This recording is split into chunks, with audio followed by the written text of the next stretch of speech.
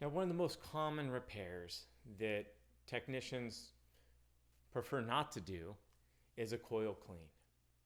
We know that over time, coils get dirty.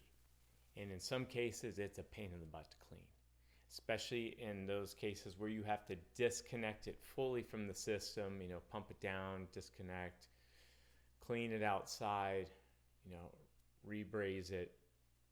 That's a pain in the rear repair. But it's the right thing to do sometimes for the client. And then other times, let's say a package unit, you pull the top off, real easy to get to. So depending on the situation, hopefully your company has different prices for those different scenarios. But the script for the coil should be simple. Now, if you're taking pictures with your iPad, it's great to take a picture and show them what their coil looks like. Another thing, especially if it's in the attic and they can't be right there to do it, when you take your finger, wipe it on that, you got those black lines on your finger. So, assuming that's what you do, here's my script for that. And of course, this comes after we've just explained how the system operates. Okay, so Mr. Smith, here's a picture of your coil, the indoor coil.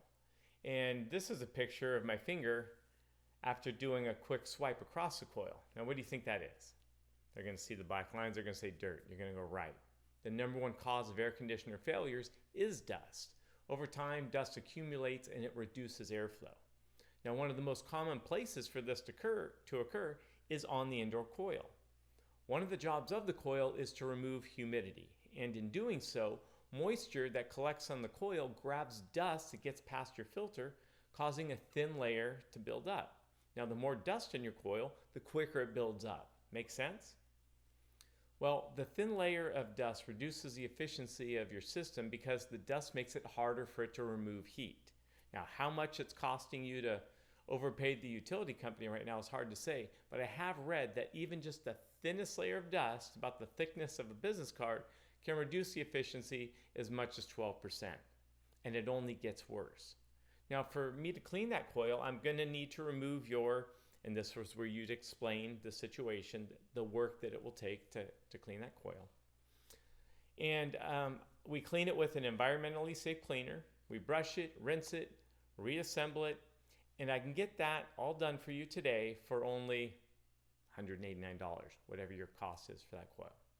Would you like me to take care of that today? It's important to get them to get you a yes there before you move on to the next repair. And sometimes that's the only repair. Now, in addition to this little video is about the script on just talking about the coil clean. We gotta remember when we go in the home and we find they had the dirty filter, this is where you can bring that up. And remember your filter is dirty, you hadn't changed it. This is the result of that. And now they understand, the importance of changing that filter. Sometimes we tell them, yeah, you should change it every 30 to 60 days, or depending on the filter type. This is also your opportunity at the end if this is your only case, or if there's a couple other items, usually you got a dirty coil, you're gonna have a dirty blower wheel.